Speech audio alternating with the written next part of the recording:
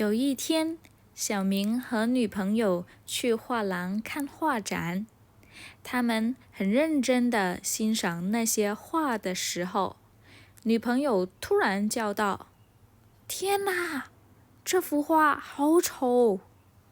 小明说：“嘘，不要那么大声，那只是一面镜子。” Today, let's take a look at 画廊画展，认真 and very. Okay, 好。The difference between 画廊 and 画展 is 廊 alone. That means a hallway. That's where you put different pieces of artworks. The meaning of 展 is exhibition, a presenting activity. The word 认真 in Chinese, it means you take something seriously.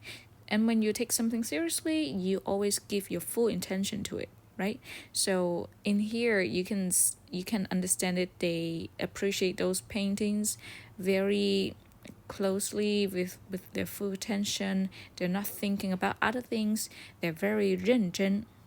The last words, very. We have many different ways to express very. For example, we usually say 很丑, and we also say 好丑, 好丑, and too ugly, 太丑了. That's it.